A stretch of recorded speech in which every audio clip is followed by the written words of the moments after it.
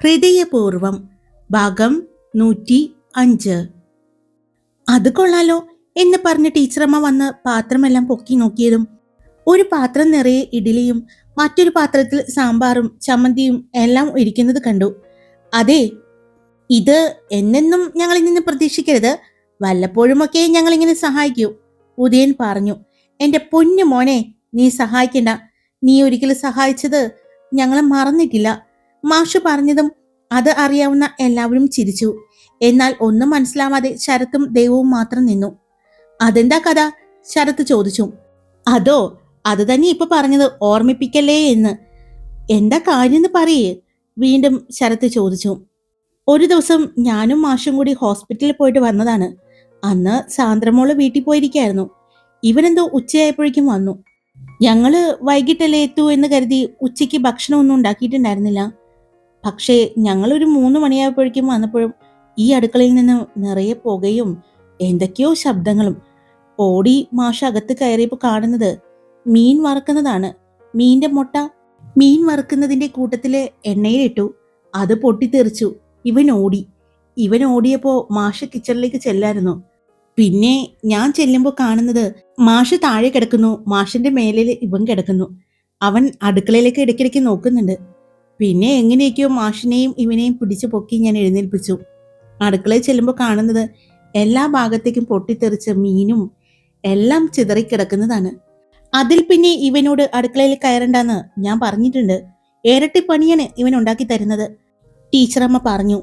അമ്മേ, ഒരബദ്ധമൊക്കെ എല്ലാവർക്കും പറ്റും, ഉദയൻ പറഞ്ഞു. ഇത് അബദ്ധമാണോ ഡമോനെ? എന്നും ഭക്ഷണം കഴിക്കാനിരിക്കുമ്പോൾ എനിക്ക് മീൻ്റെ മുട്ട വേണം എന്ന് പറഞ്ഞ് നീ കിടന്ന് വാശി പിടിക്കുന്നുണ്ടല്ലോ. അതെങ്ങനെയാണ് നിന്റെ അമ്മ നിന്റെ മുന്നിലേക്ക് എത്തിക്കുന്നതെന്ന് മോനൊന്നും മനസ്സിലായില്ലേ? അതുപോലെ തന്നെയാണ് എല്ലാ കാര്യങ്ങളും. അതോർത്താ നല്ലതാണ്. അതുകൊണ്ട് ഇടയ്ക്ക് വന്ന് ഭാര്യ അടുക്കളയിൽ വന്ന് സഹായിക്കാം, മാഷു പറഞ്ഞു. അതിന് എന്റെ ഭാര്യ എനിക്കൊരു അവസരം തരണ്ടേ? ഉദയൻ പറഞ്ഞുകൊണ്ട് സാന്ദ്രയെ നോക്കിയതും അവിടെ കണ്ണും കൂർപ്പിച്ച് നിൽക്കുന്നുണ്ട് സാന്ദ്ര. അല്ല, ഞാൻ പറഞ്ഞത് നമ്മൾ നല്ല തിരക്കുള്ളവരല്ലേ, നീ ടീച്ചർ, പിന്നെ ഞാനും ജോലിക്ക് പോകുന്നു. നമുക്ക് ഒരുമിച്ച് അടുക്കളയിൽ കയറാൻ സമയം കിട്ടാറില്ല, അതാ ഞാൻ ഉദ്ദേശിച്ചത്, ഉദയൻ പറഞ്ഞു. അതെ, ഞാനും നിന്റെ അമ്മയും അധ്യാപകരായിരുന്നു. ഞങ്ങള് ഈ വീട്ടിലെ എല്ലാ പണിയും ഒരുമിച്ച് ചെയ്തിട്ടാണ് ഞങ്ങൾ സ്കൂളിലേക്ക് പോയിക്കൊണ്ടിരുന്നത്. അത് പൊന്നുമോൻ മറക്കണ്ട, മാഷു പറഞ്ഞു. അച്ഛൻ രാവിലെ തന്നെ എന്നെ ട്രോളാനായിട്ട് ഇറങ്ങിയിരിക്കുകയാണോ? അവൻ പതിയെ പറഞ്ഞതും കാര്യം പറയുമ്പോൾ അതെങ്ങനെയാടാ മോനെ ട്രോളാകുന്നത്? വീണ്ടും മാഷ് ചോദിച്ചു. ഞാനിവിടെ നിന്നാൽ ശരിയാവില്ല, ഞാനേ കുറച്ചു നേരം പോയി ഒന്ന് കിടക്കട്ടെ എന്ന് പറഞ്ഞുകൊണ്ട് ഉദയൻ പോകാൻ പോയതും ഇപ്പൊ പോയി ഉറങ്ങണ്ട, വാ നമുക്കെല്ലാവർക്കും കൂടി അമ്പലത്തിൽ പോവാം, മാധവ് പറഞ്ഞു. ഇന്ന് എന്തായാലും ലീവല്ലേ, പിന്നെ ഇന്നൊരു നല്ല കാര്യം നടക്കുന്ന ദിവസമല്ലേ, മാധവ് പറഞ്ഞു. ആ, അത് സത്യാണ്. നല്ല കാര്യം നടക്കുമ്പോൾ മധുരം കഴിക്കണം എന്ന് പറയുന്നത് പോലെ നമ്മൾ ജീവിതത്തിൽ എന്തെങ്കിലും റിസ്കി ആയിട്ടുള്ള കാര്യങ്ങൾ ചെയ്യുന്നതിന് മുമ്പ് പ്രാർത്ഥിക്കണം എന്ന് പറയില്ലേ? അതുപോലെ നിന്റെ ജീവിതത്തിലെ ഏറ്റവും വലിയ റിസ്ക് ആണ് നീ ഇന്ന് എടുക്കാൻ പോകുന്നത്. അതുകൊണ്ട് അമ്പലത്തിൽ പോയി പ്രാർത്ഥിക്കുന്നത് നല്ലതാണ്, ഉദയൻ പറഞ്ഞതും ഈശാനിയുടെ കൈ ഉദയന്റെ പുറത്ത് വീണു. എന്റെ അമ്മേ, നീ എന്നെ കൊല്ലൂടി, ഉദയൻ ചോദിച്ചതും ദേ, മര്യാദക്കല്ലെങ്കിൽ ഈ അടുപ്പിലെടുത്ത് ഞാൻ വെക്കും, വിറക് കൊള്ളിയാന്ന് കരുതി, അവൾ പറഞ്ഞുകൊണ്ട് സാന്ദ്രയ്ക്ക് നേരെ തിരിഞ്ഞു. എടുത്തി, ഈ സാധനത്തിനെ വേണമെങ്കിൽ കൊണ്ടുവയ്ക്കോ എന്റെ കയ്യകലത്ത് നിന്ന്. ഏട്ടനാണെന്നൊന്നും ഞാൻ നോക്കിയില്ല, എന്നെ നല്ലൊരു ദിവസമായിട്ട്.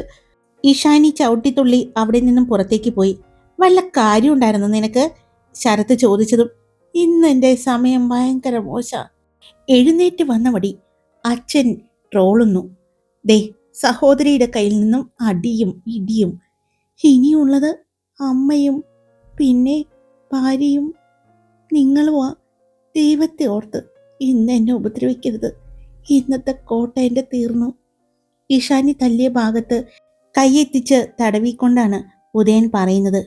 അതെ, നിന്റെ വായിലെ നാക്ക് നന്നായിരിക്കണം, അല്ലെങ്കിൽ ഇങ്ങനെയൊക്കെ കിട്ടും, സാന്ദ്ര പറഞ്ഞതും ആ, നിന്റെ കൂടി കുറവുണ്ടായിരുന്നുള്ളൂ, ഇപ്പൊ ഏകദേശം എല്ലാം പൂർത്തിയായി. ഞാനൊന്ന് പോയി കിടക്കട്ടെ, അമ്പലത്തിൽ പോകാൻ നേരാവുമ്പോൾ എന്നെ വിളിച്ചാൽ മതി. എൻ്റെ മുതുകേ, അമ്മച്ചി, കൈ അനക്കാൻ പറ്റുന്നില്ലല്ലോ, എന്തൊരടിയാ കുരുപ്പ് അടിച്ചത്. അതെ, അവള് കൈ തളർത്തിയിട്ട് അടിച്ചത്. നല്ല വേദനയുണ്ടാവും. മോളെ, ചെന്നൊന്ന് ചൂട് പിടിച്ച് കൊടുക്ക്. ടീച്ചറമ്മ പറഞ്ഞതും. അമ്മേ. എന്താടാ? ഒന്നുമില്ല, ഞാൻ പോവാണ് എന്ന് പറഞ്ഞ് ഉദയനും അവിടെ നിന്നും പോയി. ഉദയൻ അവിടെ നിന്നും പോകുന്നത് കണ്ടതും എല്ലാവരും കൂടി ചിരിച്ചു. അതെ, ചെല്ല്, എന്നാ ഓരോരുത്തരായി കുളിക്കാൻ കയറിക്കോ, എന്നിട്ട് അമ്പലത്തിൽ പോയിട്ട് വാ, ടീച്ചറമ്മ പറഞ്ഞു. അതെ, അമ്മ കൂടി വാ, നമുക്ക് എല്ലാവർക്കും കൂടി പോകാം. ഇന്നെന്തായാലും അടുക്കളയിലെ എല്ലാ പണി തീർന്നല്ലോ. ഉച്ചയാകുമ്പോഴേക്കും പിന്നെ അവിടെയല്ലേ, നവീൻ ചേട്ടന്റെ വീട്ടില്. പിന്നെ വൈകുന്നേരം അല്ലേ ഉള്ളു പരിപാടി. അപ്പോഴേക്കും ഞങ്ങൾ എല്ലാവരും കൂടി കൂടാം. ഇന്ന് നമുക്ക് എല്ലാവർക്കും കൂടി അമ്പലത്തിൽ പോകാം. ലക്ഷ്മി വന്ന് ടീച്ചറമ്മയെ ചേർത്ത് പിടിച്ചുകൊണ്ട് പറഞ്ഞു. എന്നാ പോവാടോ, താനും പോയി റെഡിയായിട്ട് വാ, നമുക്ക് ഒരുമിച്ച് പോകാം, മാഷച്ചനും പറഞ്ഞു. അല്ല, ഇവിടെ രണ്ടുപേരുടെ കുറവുണ്ടല്ലോ, എന്തി അവര്?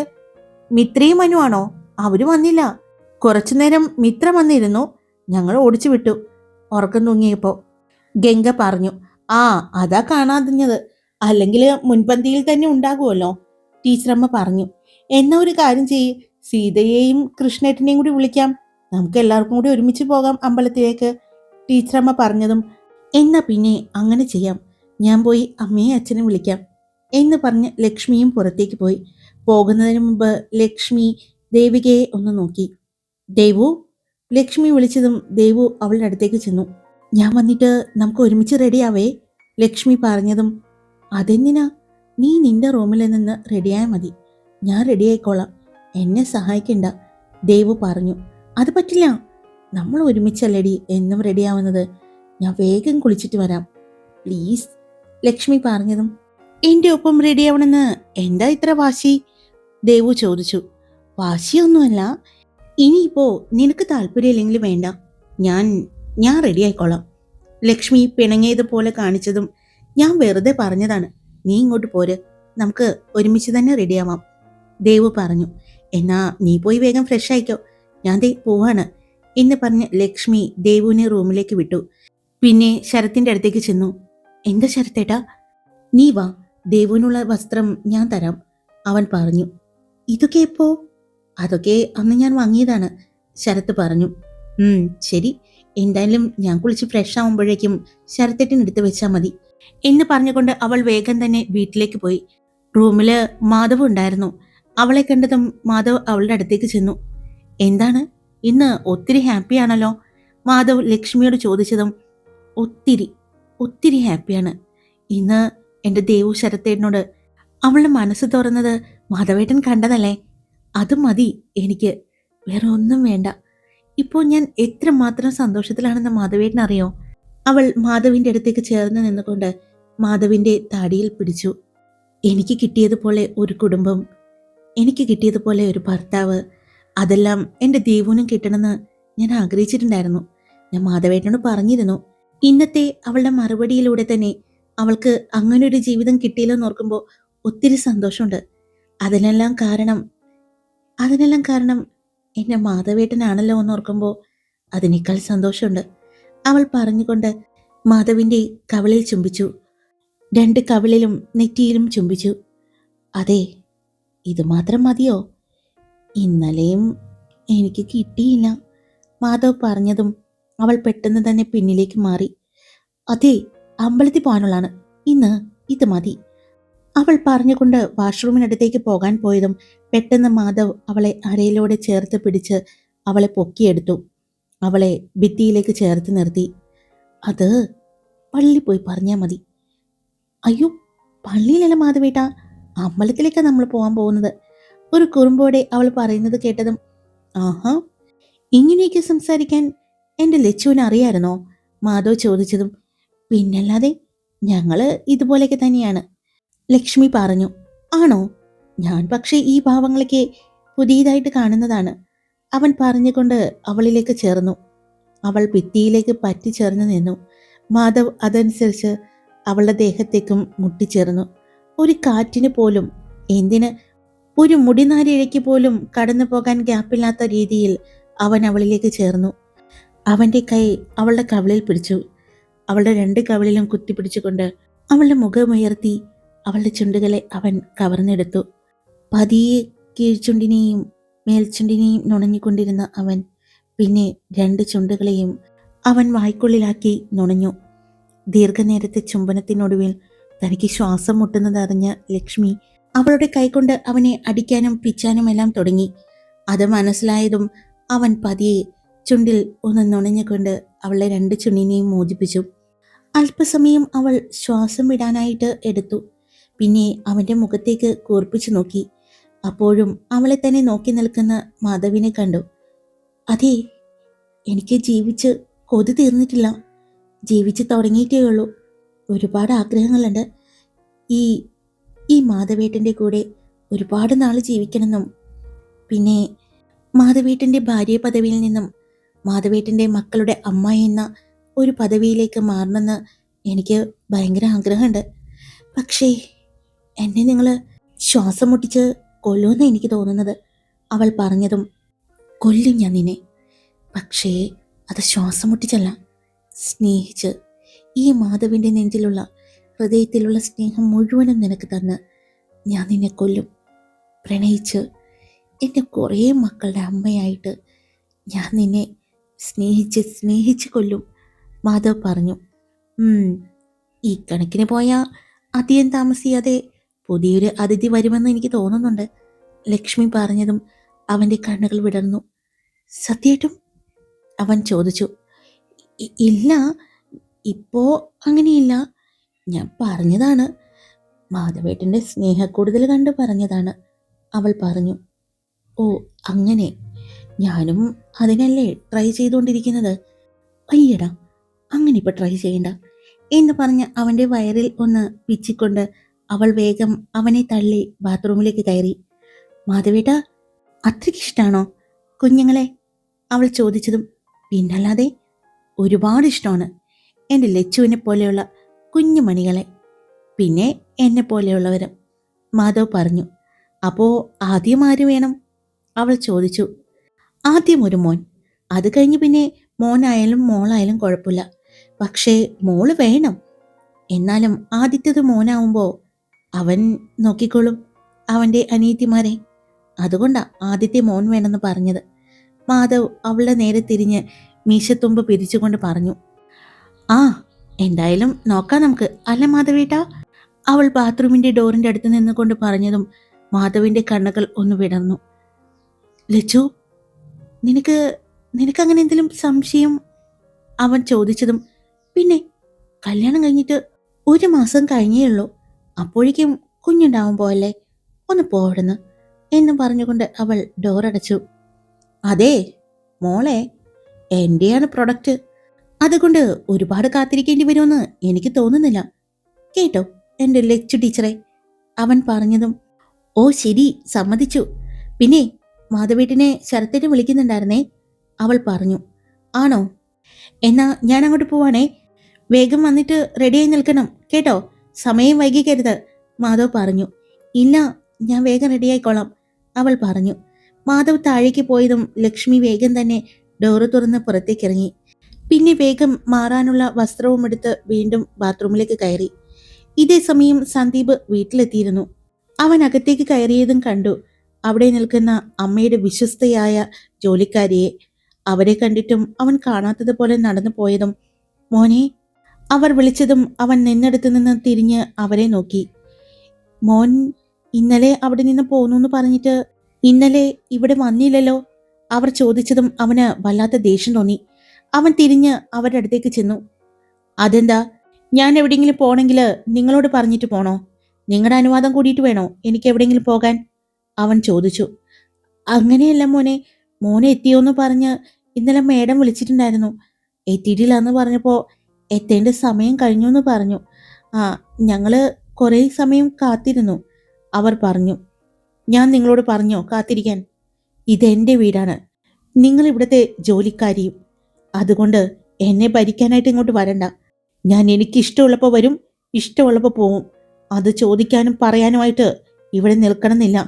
പിന്നെ ഞാൻ ഇവിടെ വരുന്ന സമയവും ഞാൻ എപ്പോൾ വന്നു, എപ്പോൾ പോയി, എങ്ങനെ പോയി എന്നൊന്നും വിളിച്ച് അമ്മയോട് പറയാൻ നിൽക്കണ്ട.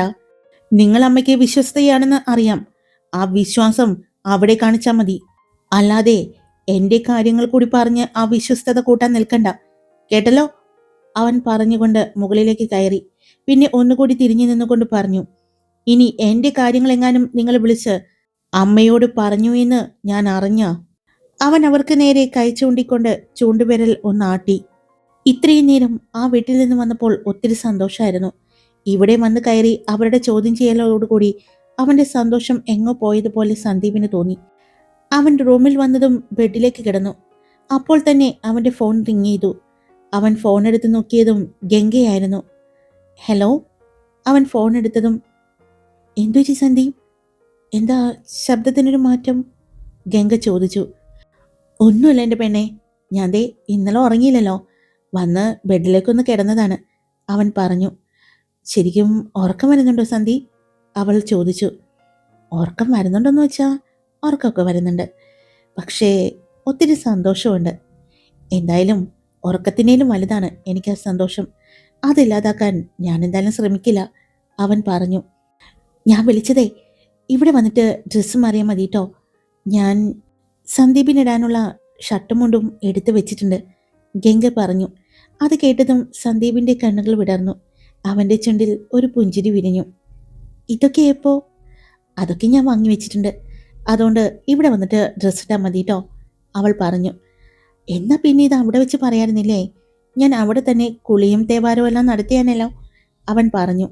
അതിനൊക്കെ ഇനിയും സമയമുണ്ട് കേട്ടോ എൻ്റെ ഭർത്തു, അവൾ പറഞ്ഞു. ആടി ഭാര്യ, ഇനിയും സമയമുണ്ട്. നീ എന്നെ ഇങ്ങനെ കൊതിപ്പിച്ച് കടന്നു കളയാൻ തുടങ്ങിയിട്ട് കുറച്ച് ദിവസമായി. ഈ ഉള്ളവൻ പട്ടിണി കിടക്കുന്നു, മറക്കണ്ട നീ, സന്ദീപ് പറഞ്ഞു. മറന്നിട്ടൊന്നുമില്ല, എന്തായാലും ഞാനത് പരിഗണിക്കാം, അവൾ പറഞ്ഞതും അവൻ ബെഡിൽ നിന്നും ചാടി എഴുന്നേറ്റു. സത്യമായിട്ടും? അവൻ ചോദിച്ചു. ആ, സത്യമായിട്ടും, അവളും പറഞ്ഞു. എപ്പോ? അവൻ ചോദിച്ചു. ഏയ് തിരക്ക് പിടിക്കില്ലേ, ഞാൻ പറയാം, അവൾ പറഞ്ഞു. വേഗം വേണോട്ടോ, അത്രയും ഞാൻ ആഗ്രഹിക്കുന്നുണ്ട് ഇപ്പോൾ നിന്നെ, അവൻ പറഞ്ഞു. എന്തുപറ്റി, എന്തെങ്കിലും സങ്കടമുണ്ടോ? അവൾ ചോദിച്ചു. സങ്കടമുണ്ടോയെന്ന് ചോദിച്ചാ ഞാൻ പറയാം, ഞാൻ അങ്ങോട്ട് വരാണ്. ഇനി എന്തായാലും കുളിയൊക്കെ അവിടെ വന്നിട്ട്, അവൻ പറഞ്ഞുകൊണ്ട് ഫോൺ കട്ട് ചെയ്തു. ഗംഗ പുഞ്ചിരിയോടെ അവളുടെ റൂമിൽ അവനെയും പ്രതീക്ഷിച്ചിരുന്നു. ഹായ്, എല്ലാവരും സുഖമായിട്ടിരിക്കുന്നോ? ഞാൻ സുഖമായിട്ടിരിക്കുന്നു. അപ്പോൾ സ്റ്റോറി ഇട്ടിട്ടുണ്ട്, ഇഷ്ടപ്പെട്ട ലൈക്ക് ചെയ്യാനും ഹൈപ്പ് ചെയ്യാനും നിങ്ങളുടെ അഭിപ്രായങ്ങൾ കമൻറ്റ് ചെയ്യാനും സബ്സ്ക്രൈബ് ചെയ്യാതെ കേൾക്കുന്നവരുണ്ടെങ്കിൽ സബ്സ്ക്രൈബ് ചെയ്യാനും മറക്കല്ലേ. Love you all. It's me Karthika.